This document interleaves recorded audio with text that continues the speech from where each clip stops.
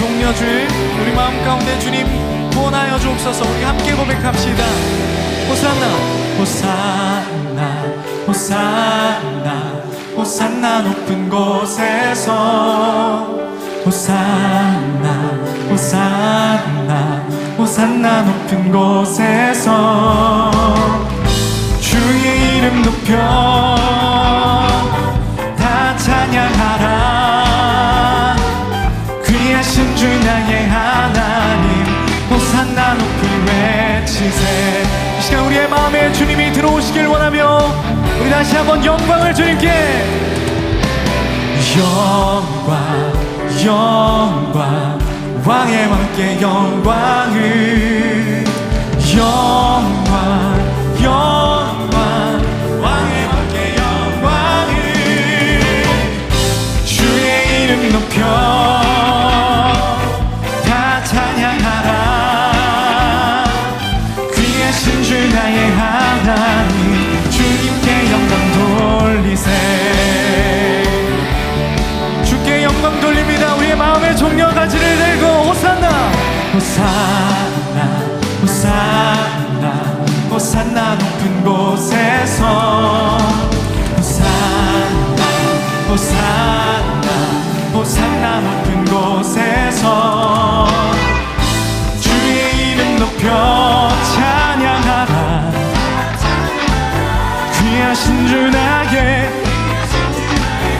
다시 한번 주의 이름 높여 주의 이름 높여 찬양하라. 귀하신 주 나의 하나님. 마지막입니다. 주의 이름 높여 주의 이름 높여 찬양하라. 귀하신 주 나의 귀하신 주 나의 하나님 호산나 높이 외치. 할렐루야 할렐루야 주의 나라가 할렐루야 임하소서. 걷게 되리 나는 선포하리 만왕의 왕 예수 주의. 다시 한번 고백합니다. 할렐루야 주의 나라가 할렐루야 주의 나라가 할렐루야 임하소서. 걷게 되니 나는 선포하리 만왕의 왕 예수 주의. 우리 다윗의 자손 예수님의 이름으로 함께 다시 한번 선포하리. 나는 선포하리 만왕의 왕 예수 주의. 우리를 구원하러 오신 예수의 이름을 다시 한번 선포합시다. 나는 선포하리 만왕의 왕 예수 주의 나라 임하시네.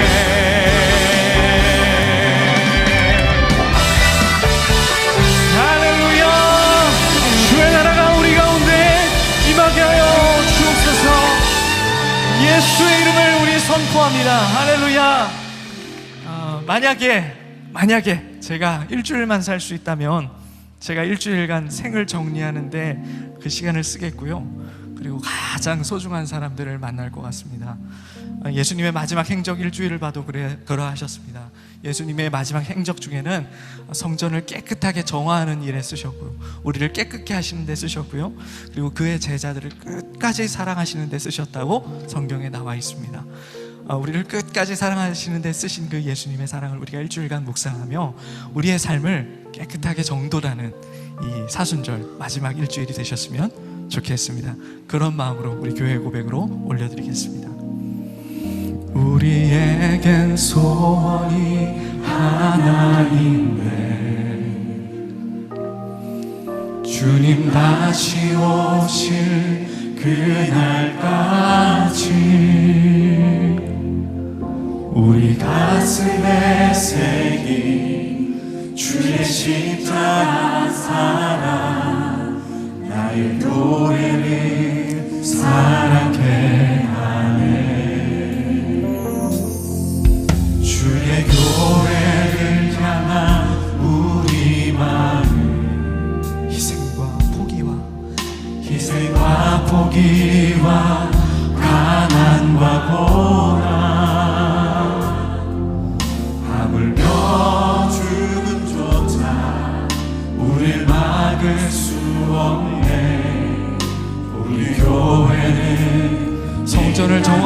것처럼 우리 교회도 그렇게 깨끗게 되길 원합니다. 교회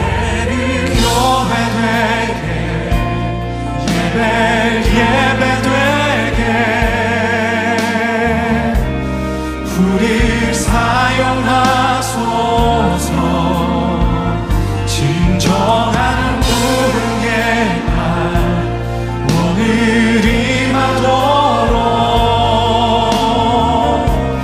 우릴 사용하소서. 우리에겐 소원이 하나 있네. 주님 다시 오시는 그날까지, 주님 다시 오실 그날까지 우리 가슴에 자기의 제자들을 사랑하시되 끝까지 사랑하시니라. 나의 교회를 사랑케 하네. 주의 교회를 향한 우리도 주의 마음 본받아 희생과 포기와 가난과 고난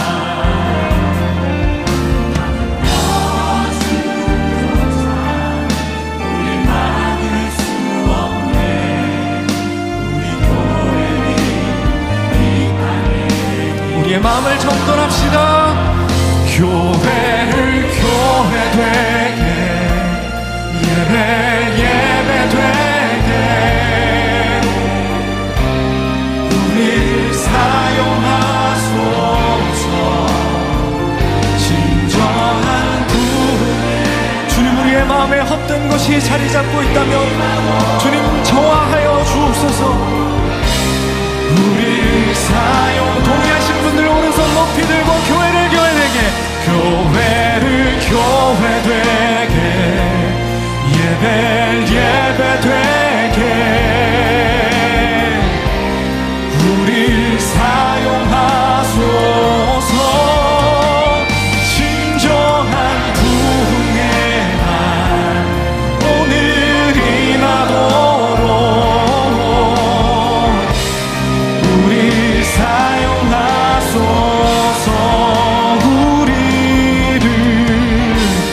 우릴 사용하소서. 우릴 깨끗게 하시네. 우릴 사용하소서. 할렐루야. 우리에게 기회를 주시는 하나님, 우리를 저화하시고 주의 소망된 교회로 끝까지 사랑할 수 있는 능력과 힘을 오늘 공급하여 주시옵소서.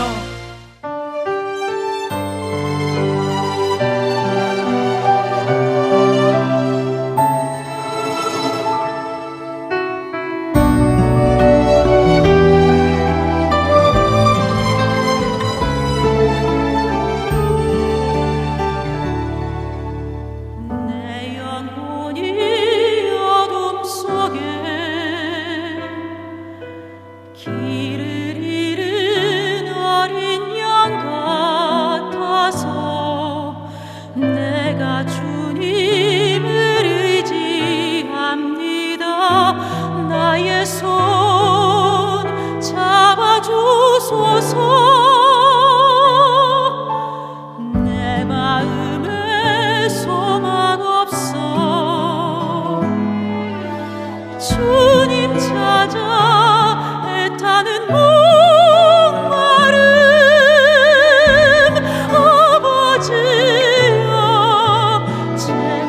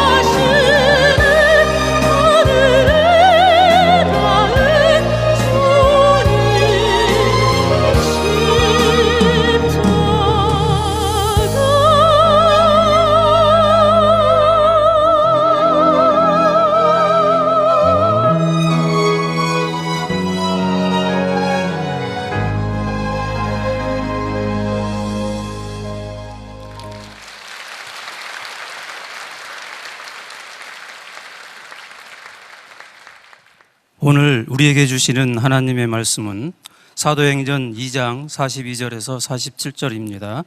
사도행전 2장 42절에서 47절입니다. 그들이 사도의 가르침을 받아 서로 교제하고 떡을 떼며 오로지 기도하기를 힘쓰니라.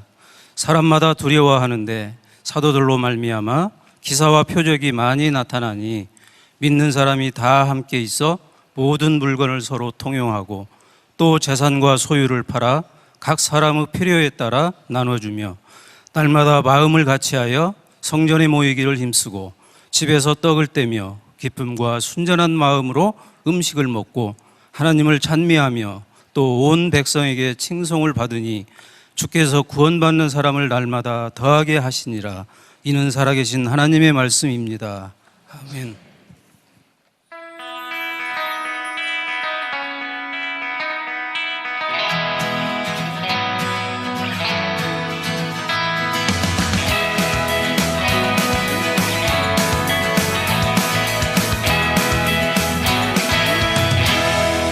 자, 오늘 다시 매력적인 교회로 네 번째 시간입니다.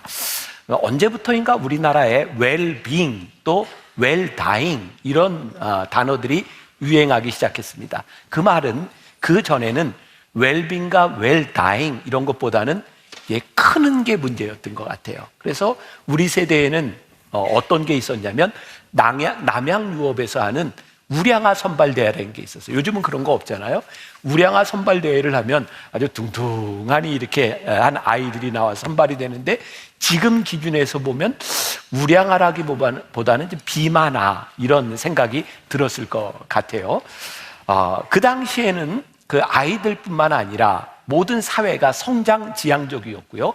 교회도 마찬가지였어요. 그래서 저 교회에 얼마나 많은 사람들이 모이는가, 그리고 사람들이 많이 모이면 큰 교회를 짓고 야, 저 교회 부흥하는 교회 하고 바람직하게 생각했던 때가 있었어요. 근데 이제는 우리들이 어떤 크기에 대한 문제가 아니라 질에 대한 문제에 관심을 가지게 됐죠. 그리고 교회에서도 그 교회의 사이즈에 대한 문제보다는 그 교회에서 어떤 일이 일어나고 있고 무엇을 하고 있고 어쩌면 이제 겉모양보다는 조금 더 본질적인 부분들에 관심을 갖게 된 것 같아요. 우리 교회의 본질, 우리는 교회의 본질에 충실한가? 오늘은 이런 문제들을 함께 나누어 보게 될 거예요. 위클리 서울이라고 하는 잡지에서 제가 읽었던 내용인데 과대 포장에 대한 이야기가 나왔었어요. 이런 교회의 어떤 사이즈에 대한 비유적인 설명이 가능할 것 같아요. 이렇게 시작을 하더라고요. 질소를 샀더니 과자가 들어있다는 우스갯소리를 들어본 적이 있을 것이다. 무슨 얘기인지 알죠? 감자칩 같은 거 둥둥해서 샀는데 열어보니까 대부분 질소고 과자는 조금 들어있는 거죠. 바늘로 한번 퍽 찌르면 그 과대 포장된 게 다 줄어들어요. 어떤 과자들은 그 과자를 싸고 있는 포장들이 과자보다 더 많을 때도 있어요. 이 잡지에서 그런 이야기를 하더라고요. 물건을 잘 팔기 위해서 포장을 잘하는 것은 중요합니다. 그런데 그 포장을 뜯고 그 과자를 먹어본 사람들은 더 이상 포장에 현혹되지 않을 것입니다. 제가 교회를 이렇게 대입해 보았어요. 사람들은 교회의 겉모양과 건물과 사람들을 바라보며 저 교회가 가볼 만한 교회다라고 이야기할지 모르지만 실제 교회에 들어와서 그 교회에 어떤 일이 일어나고 있는가를 본다면 거기에 현혹되지 않을 것 같습니다. 제가 오늘 하려고 하는 이야기는 어떤 만나교회, 어떤 특정 교회에 대한 이야기가 아니라 이 땅에 있는 교회들이 어떤 교회여야 되겠는가라고 하는 교회의 매력에 대한 이야기를 여러분들과 함께 나누어 보려고 합니다. 어떻게 하면 매력적인 교회가 될 수 있을까요? 저는 매력적인 교회를 생각할 때마다 오늘 우리가 읽은 본문 말씀 사도행전 2장 42절부터 47절까지의 말씀 벌써 세 주째 동일한 본문을 이야기하고 있어요. 본문을 가지고 설명하지 않지만 우리는 매력적인 교회를 이야기할 때 어디를 바라봐요? 초대교회를 바라보는 거예요. 야, 저 교회는 정말 매력적이다. 우리가 닮아가려고 하는 교회의 모습이 초대교회에 있는 거예요. 자, 그러면 초대교회 상황을 우리들이 한번 생각해 보죠. 당시에 이스라엘은 어느 나라의 속국이었죠? 로마의 속국이었어요. 이게 속국이 된다고 하는 의미는 그 나라에 바쳐야 될 세금이 많다는 거예요. 그런데 세금 내는 것만도 버거운데 그 중에 그 중간 계층에 세금을 걷어서 착취하는 그룹이 있었어요. 성경에 보면 그 세리들에 대하여 아주 부정적으로 이야기하고 있죠. 문제는 이스라엘이라고 하는 나라가 신정국가였기 때문에 그 어려운 상황 가운데서도 늘 예루살렘 성전에서 제사를 드려야 됐던 거예요. 그런데 문제는 단순히 이게 종교적인 행위에 대한 문제가 아니라 제사를 드리기 위하여 재물을 사고 파는, 그래서 그것을 가지고 돈을 갈취하는 종교 장사꾼들이 있었다는 거예요. 예수님께서 순환주간 성전에 들어가셔서 성전을 정화하시잖아요. 자, 성전 정화하시는 예수님의 모습 누가복음 19장 46절 같이 봅니다. 시작. 그들에게 이르시되 기록된 바 내 집은 기도하는 집이 되리라 하였거늘 너희는 강도의 소굴을 만들었도다 하시니라. 성전에서 돈 버는 자들이 있었다고 하는 것, 어려운 사람들의 돈을 갈취하는 종교라고 하는 이름을 가지고 장사하는 이들이 있었다. 그런데 그때 그들에게 아주 새로운 종교, 아주 새로운 믿음의 공동체가 등장하게 된 거죠. 그게 뭐예요? 초대교회였어요. 예수님의 십자가와 부활을 믿었던 이 초대교회는 남의 돈을 갈취하는 것이 아니라 그 공동체가 모여서 서로의 필요를 따라 나누어주며 그들은 모여서 기도하기에 힘쓰고 하나님을 찬미하니 백성들의 칭송을 받았다. 그 아주 새로운 교회 공동체에 대하여 사람들이 매력적이라고 생각하기 시작했어요.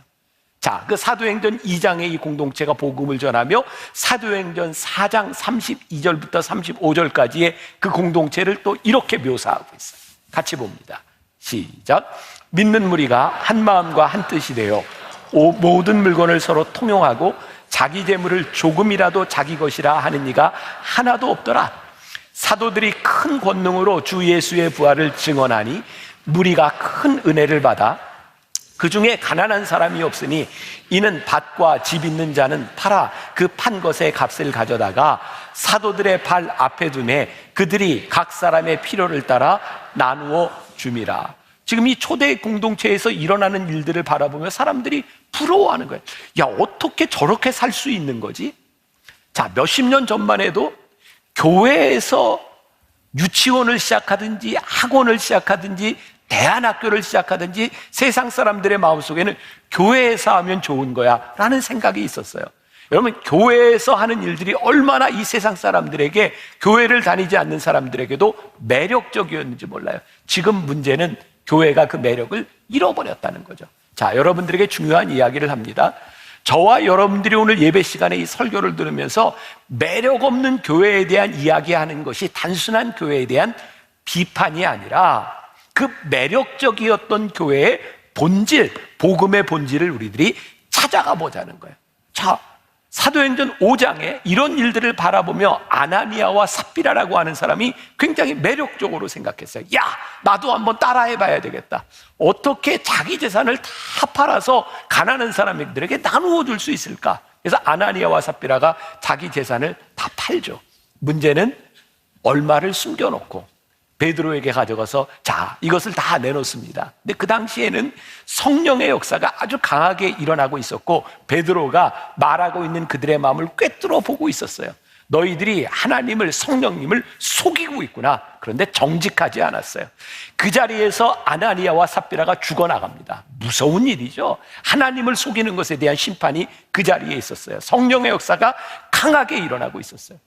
사도행전 8장으로 넘어가면 시몬이라고 하는 사람이 예수님의 제자들이 병 걸린 자들에게 안수하고 그들을 낫게 하는 신유의 역사를 바라보며 뭐라고 얘기하는지 아세요? 그거 나 돈 주고 좀 삽시다.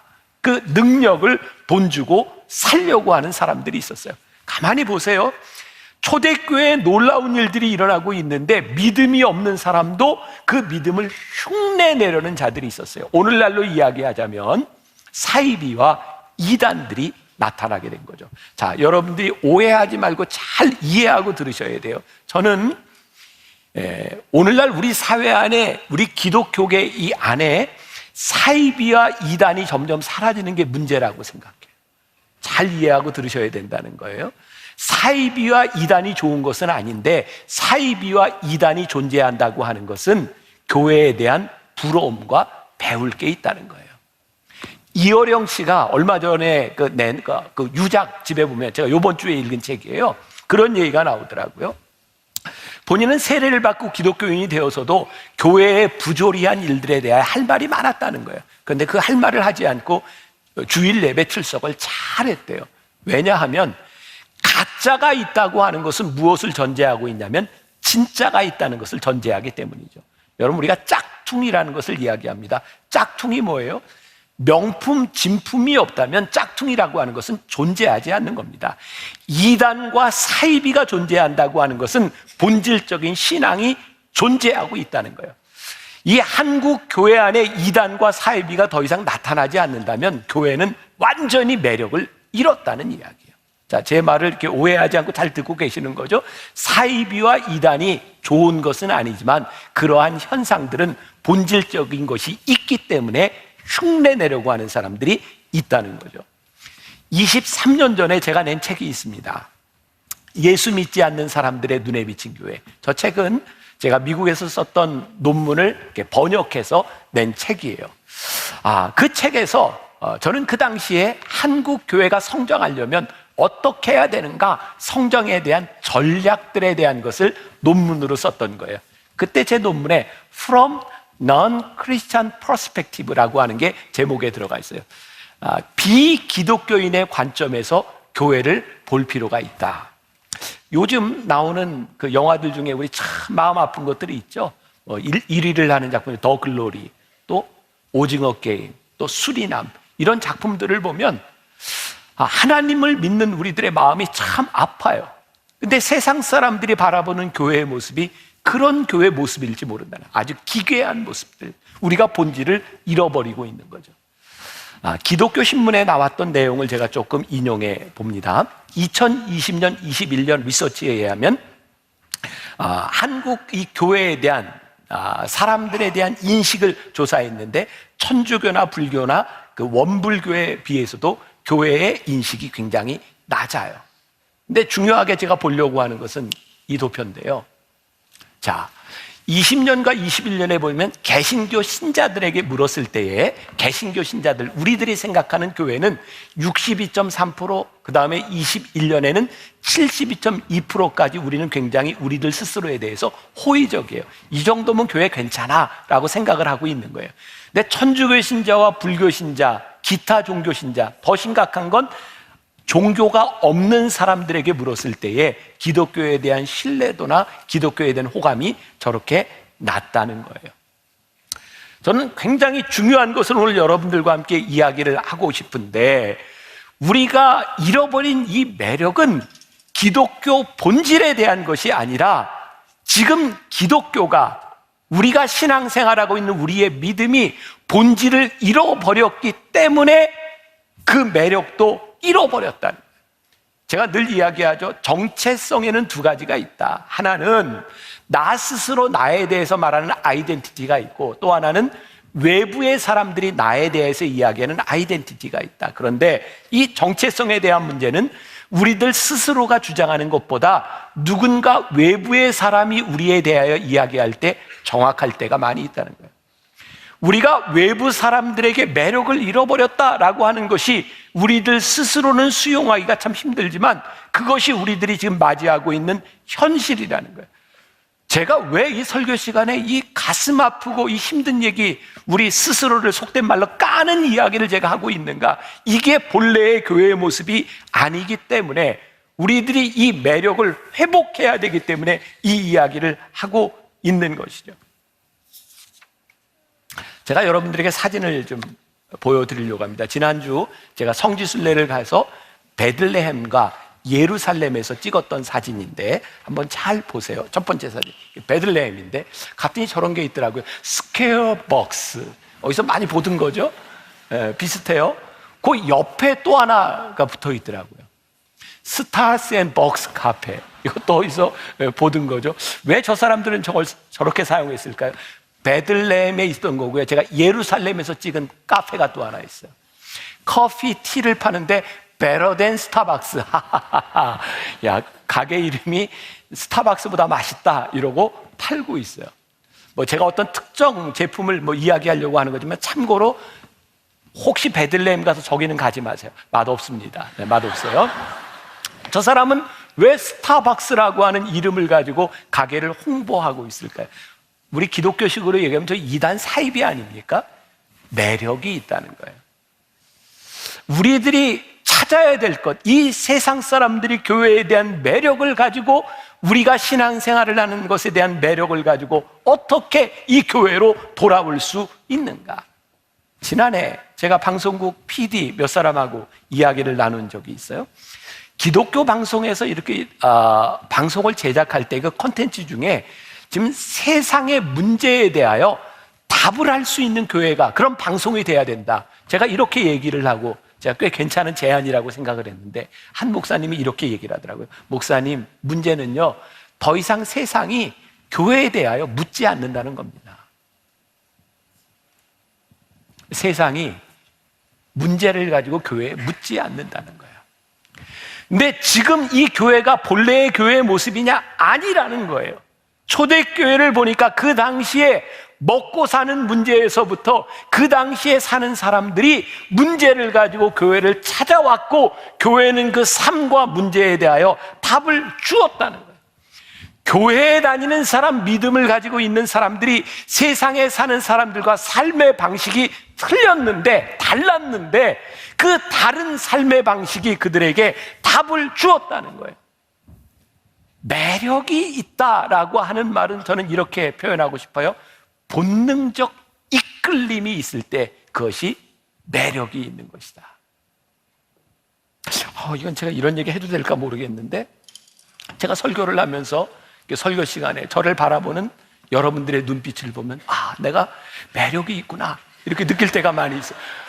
본능적 이끌림. 제가 한번 농담처럼 하는 이야기인데 여러분, 우리가 듣고 싶고 들을 게 있으니까 눈길을 주는 게 아니겠어요? 어떤 교회에서 있었던 이야기예요.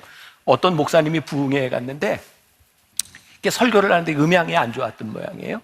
저기 뒤에 있던 어떤 할머니 한 분이 목사님 잘 안 들려요 그랬대요. 그럼 그냥 그러고 있으면 되는데 또 나서는 사람이 있잖아요. 앞에 있던 젊은 집사 하나가 일어나더니 할머니 괜찮아요 들을 게 없어요 그랬대요.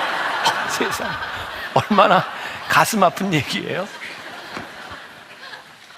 우리가 눈길을 준다고 하는 것은 들을 게 있다는 이야기예요. 세상 사람들이 교회에 눈길을 준다고 하는 것은 교회에 대한 소망을 가지고 있고 그 본능적 이끌림이 있다는 거예요. 오늘날 우리들이 그것을 잃어버린 것이 우리들에게 얼마나 불행한 일인지 몰라요. 다시 말씀드려요. 우리가 복음의 본질이 잘못된 것이 아니라 복음의 본질을 잃어버렸기 때문에 우리가 매력을 잃어버렸다는 거예요. 제가 썼던 논문 가운데는 많은 부분을 할애했던 게 AD 300년부터 AD 400년 사이의 기독교 초기 역사였어요. 자, 이 정도는 여러분들이 아셔도 괜찮을 것 같아요. 313년에 콘스탄틴 황제가 밀라노 칙령을 내려요. 자, 밀라노 칙령은 세계사에 나오는 이야기죠. 313년 밀라노 칙령은 어떤 의미냐면 당시 로마에는 많은 종교들이 있었고 그 중에 기독교를 하나의 종교로 공인을 한 거예요. 313년 밀라노 칙령으로 인해서 더 이상 기독교는 박해를 받지 않아요. 왜? 종교의 하나로 인정이 됐기 때문이죠. 380년에 가면 혹은 381년이라고도 하는데 당시 로마의 황제 중에 데오도시우스라고 하는 황제가 있는데 그때에 기독교가 로마의 국교가 됩니다. 313년부터 기독교는 핍박을 받지 않았고 380년을 기점으로 교회를 다니지 않는 사람들이 핍박을 받아요. 여러분, 300년 이전에 로마에는 유명한 10대 박해라는 게 있어요. 로마 황제 중에 유명한 네로 황제를 포함해서 그 유명한 현자라고 불리우는 마르쿠스 아우렐리우스 황제까지 10대 박해의 기간이 있었어요. 그 기간 중에 그 박해를 지나고 기독교가 공인되는 이 과정 중에 이제 로마가 어려움을 많이 겪죠. 소위 말하는 바바리안, 그 야만인들이 침입하면서 로마가 전쟁을 치르게 되었고 먹을 것이 없는 백성들을 구해야 되는 그런 일들이 있죠. 그래서 로마 제국이 그 먹을 것을 누구를 통해서 도와줄 거냐 했을 때 고민도 하지 않고 그걸 누구에게 맡기냐면 기독교인들에게 맡깁니다. 그 당시 기독교인 인구는 전체 로마 인구의 10%가 되지 않았어요. 그런데 로마 사람들, 로마 황제와 사람들의 마음 가운데 믿을 만한 사람, 그게 누구냐? 기독교인이었어요. 그리고 300년 이후에 로마가 국교화되기 이 과정 가운데 로마의 황제들은 다 크리스찬이었어요. 근데 유일하게 한 사람, 줄리안이라고 하는 황제만이 이교를 다시 부흥하며 기독교를 배교했어요. 그래서 그 줄리안이라는 황제를 역사에서는 뭐라고 불리냐면 줄리안 더 아포스테이트, 배교자 줄리안이라고 불러요. 이 줄리안이 이교를 부흥하기 위해서 어떤 정책을 썼는가? 이교의 제사장들에게 편지를 보내요. 제가 주로 공부했던 게 그 편지를 가지고 역사적으로 고증하는 일이었어요. 그 편지에 보면 어떤 말이 나오냐면 이교도를 부흥하기 위해서 너희들이 해야 될 것이 무엇이냐? 기독교를 본받아라. 이런 편지가 계속 나와요. 기독교에 대해서 뭐라고 묘사를 하냐면 기독교는 모든 사람들에게 친절하고 심지어는 strangers, 이방인들에게도 호의를 베푼다. 거기에 자주 등장하는 단어가 hospitality라고 하는 단어예요. 기독교인들을 묘사하는 단어예요. 그러니 너희가 이교를 부흥하기 위해서 이교의 제사장들은 누구를 본받아라? 기독교를 본받아라 라는 글들이 나와요. 그리고 교회는 점점 부흥하기 시작하죠. 문제는 교회가 힘을 가지고 이제는 교회를 다니지 않는 사람들이 핍박을 받는 시대가 되면서 교회가 타락의 길을 걸어요. AD 200년경 유명한 그 초대교회 문서에 보면 퍼페투아, 퍼페르투아 이렇게 발음을 하기도 하고 퍼페투아라고 하는 한 여자의 순교에 대한 이야기가 나와요. 당시에 순교 시대에는요 여러 가지로 순교를 당했는데 사자에 물려 죽기도 하고, 참 잔인하죠. 사람을 풀어놓고 그 다음에 사자를 풀으면 막 도망가는데 사자가 가서 찢어 먹는 거예요. 화형을 시키기도 하고, 가장 보편적인 그 순교 그 사형 제도 가운데 하나가 사람들을 벌거벗고 묶어놓고 물소들을 풀어놓고 물소 뿔로 받쳐 죽이는 거였어요. 이 퍼페투아라고 하는 이 여인은 바로 물소 뿔에 받쳐 죽습니다. 근데 이 여인은 귀족이었어요. 당시 귀족이 예수를 믿는 게 흔치 않은 일이었습니다. 이 당시 문서에 보면 퍼페투아가 죽기 전에 노예였던 한 여인에게 가서 입맞춤을 하고, 거룩한 입맞춤을 하고 담대하게 죽습니다. 로마 문서에 보면 어떤 글들이 나오는지 아세요? 저 기독교는 참으로 이상한데 2명을 죽이면 4명의 그리스도인이 생기고 10명을 죽이면 20명의 그리스도인이 생기고 사람을 죽일 때마다 배로 늘어나기 시작해요. 죽음 앞에 담대하게 그 죽음을 맞이하는 사람들, 저 신분이 다름에도 불구하고 거룩한 입맞춤을 하는 그 사람들을 바라보며 도대체 저들은 누구인가? 그들의 죽음을 바라보며 기독교인들에 대하여 매력적으로 생각하기 시작해요. 우리는 교회 안에서 그런 이야기를 참 많이 했습니다. 예수 믿고 복받은 사람들의 이야기. 그런데요, 세상 사람들이 감동하는 것은 예수 믿고 복받은 사람들에게 이야기가 아니라 예수 믿기 때문에 핍박을 기꺼이 받을 수 있는 사람들에 대하여 감동한다는 거예요.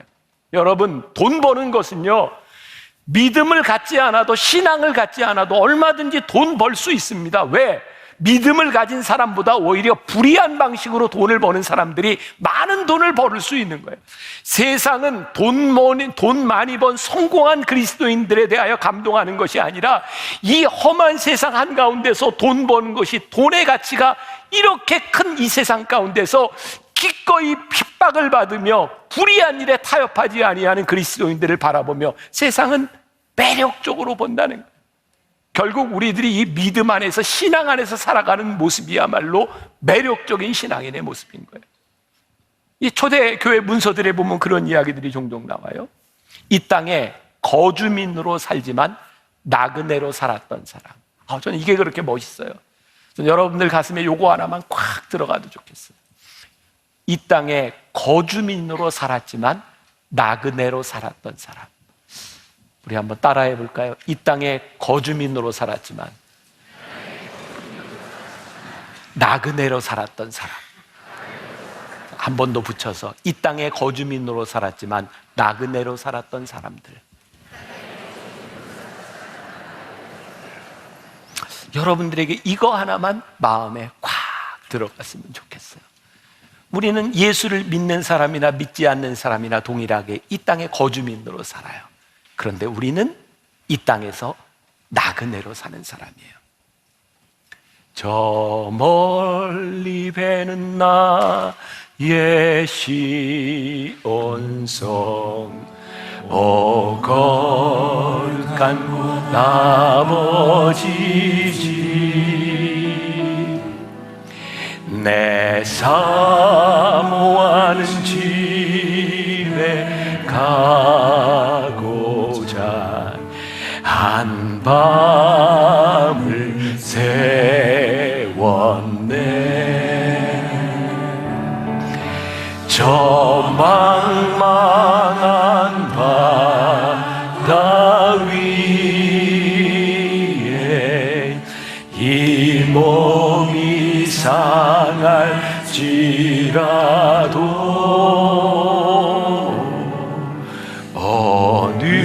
오늘은 이고 내일은 저고 주복은 전하리.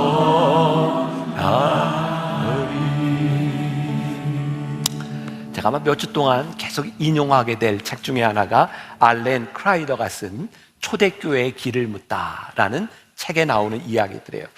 오늘도 제가 소개하려고 하는 것이 당시 초대교부였던 오리겐이라고 하는 사람이 이교도였던 켈수스에게 한 그 논박에 대한 글이 있어요. 우리 기독교인들에 대하여 기독교인들은 보통 가정집에서는 옷감을 짜는 직조공, 구두를 고치는 수성공, 빨래하는 일꾼들이나 가장 무식하고 촌스러운 사람들이 일하는 것을 보게 된다. 그들은 나이 드신 어른들이나 아는 게 많은 주인 앞에서 아무 말도 하지 않는다. 그러나 그리스도인들이 아이들이나 무식한 여인네들을 개인적으로 만나면 그들의 아버지나 학교 선생님들의 말을 듣지 말고 자신들을 따르라는 놀라운 말을 하곤 한다. 그리스도인들은 자신들만의 삶의 바른 길을 알고 있다고 말하곤 한다. 위의 글을 통해서 우리들이 볼 수 있는 게 뭐예요? 기독교인들은 보통 가정집이나 작은 공방에서 일을 했대요. 그들은 무식하고 촌스러웠대요. 그들은 지위가 있는 사람들 밑에서 일을 했고 주인은 그들을 업신여기는 태도를 태했어요. 그들은 자신들과 같이 일하는 사람들과 대화를 했고 어린아이들과 무식한 여인들도 있었어요. 사회적 위계 질서를 무시하며 아버지나 학교 선생님같이 사회적 권위를 가진 사람들을 신경 쓰지 말라고 말해요. 자신들을 따르라고 이야기하며 자신들이 새로운 권위를 가졌음을 드러내요. 세상은 불공평하고 이치에 맞지 않는다며 자신들만이 바르게 사는 길을 안다고 이야기해요. 당시 기독교인들은 힘도 능력도 없는 사람이었어요. 그런데 그들이 살아가는 방식이 사람들의 눈길을 끌었어요. 당시 힘이 있는 사람은 힘없는 사람을 억누르는 세상 한가운데서 이들은 그렇게 살지 않았어요. 이 세상에 살아가면서 이 세상에 속하지 않은 나그네로 그들이 살았어요. 그것이 그들에게 그렇게 매력적으로 보였다는 거예요. 자, 이 말도 여러분들이 오해하지 않고 잘 들으셔야 되는 거예요.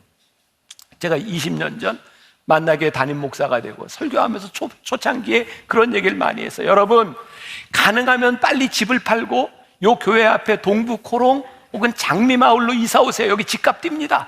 제가 그렇게 얘기를 많이 했어요. 그때 집 팔고 이사 온 사람들은 다 돈 벌었어요. 진짜예요.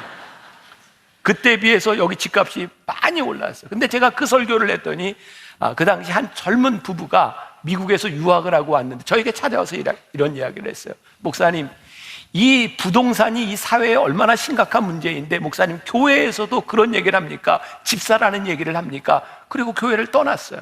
그럼 제가 지금 그런 얘기 하는 거 아닌 거 아시죠? 저는 집값이 오른다고 하는 것이 그런 의미가 아니었어요. 저에게 그런 꿈이 있었어요. 교회에 대한 꿈이 있었어요.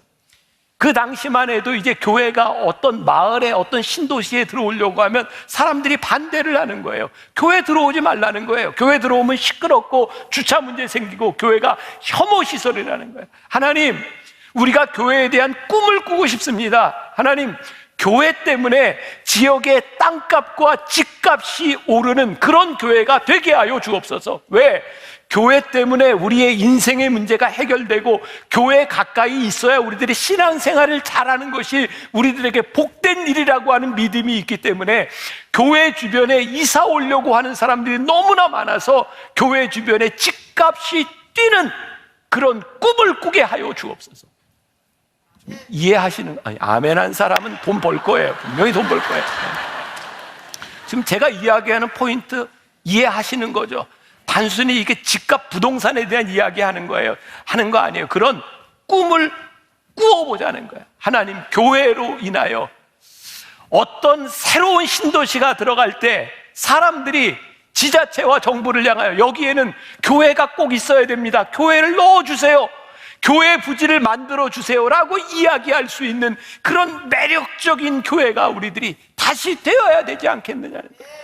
우리가 복음의 본질을 잃어버린 거예요. 초대교회의 아름다운 모습을 우리들이 잃어버린 거예요. 알렌 클라이더의 책에 보면 AD 200년경 북부 아프리카에 살았던 기독교인들의 이야기에 대해 이렇게 말하고 있어요. 우리의 숫자가 날마다 증가하는 것은 실수가 아니라 좋은 증거입니다. 삶의 아름다움이 교인들을 인내하게 하고 낯선 이들이 참여하게 합니다. 우리는 위대한 것을 설교하는 것이 아니라 위대한 것을 살아가고 있습니다. 오늘 이 자리에서 위대한 것에 대하여 설교하는 것이 아니라 오늘 위대하게 살아가고 있습니다.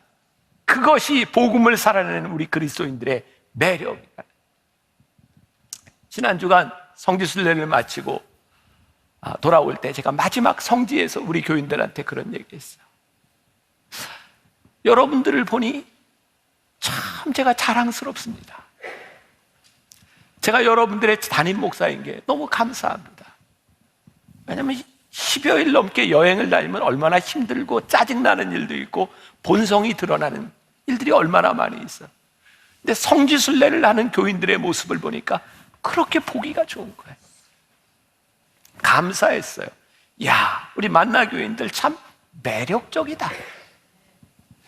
우리가 이 세상에 속하여 살지만 이 세상과 동일한 방식으로 살아가는 사람들이 아니라 나그네로 살아가는 사람들. 그래서 초대교회 문서에 보면 그런 글들이 나오는 거예요. 초대교회가 부흥할 수 있었던 이유 가운데 하나가 사도들의 능력과 기적이 일어날 뿐만 아니라 그들은 영적 일탈을 일삼는 자들이었다. 여러분, 일탈이라고 하는 말이 얼마나 부정적인 말이에요. 근데 여기에서 일탈이라고 하는 것은 그런 일탈이 아니에요. 지금 이 시대를 살아가고 있는 사람들과 동일한 방식이 아닌 일탈이 일어나는데 그 일탈로 인하여 생명을 살리는 일들이 일어났다. 그 영적 일탈을 살았던 사람들로 인하여 초대교회의 부흥의 역사가 일어나고 있는, 일탈이 혐오가 아니라 매력이 되는 일. 일탈이 누군가에게 해를 가하는 일이 아니라 누군가에게 생명을 주는 일이 되는 것. 삶의 방식이 다른 삶을 우리들이 살아간다는 거예요. 우리가 다시 꿈꾸는 교회. 우리 교회 안에 복음의 본질이 살아나고 예수를 믿는 자들의 삶이 드러나서 매력적인 교회, 본능적으로 이끌림을 줄 수 있는 교회, 그 교회의 꿈을 꾸는, 이 교회의 꿈은 우리 교회의 꿈이 이야기가 아니라 한국교회 모든 교회의 꿈이 되었으면 좋겠고, 교회 안에 이 복음의 능력과 본질이 살아나기를 간절히 소원합니다. 우리 같이 찬양하면 좋겠습니다. 주 안에 우린 하나, 모습은 달라도.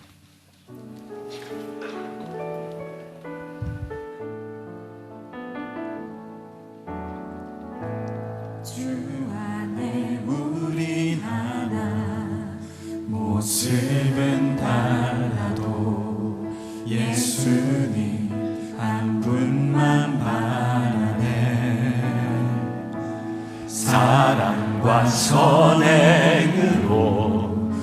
서로를 격려해 따스함으로 보듬어가니 주님 우리 안에 함께 하시니 형제자매의 기쁨과 슬픔 느끼네 내 안에 있는 주님 모습 보네 그분 기뻐하시네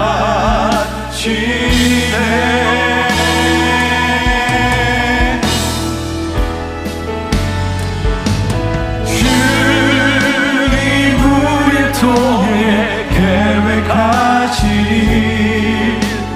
부족한 입술로 찬양하게 하시니 주님 우리를 통해 계획하신 너를 통해 하시는 기대 주 안에 우리 나라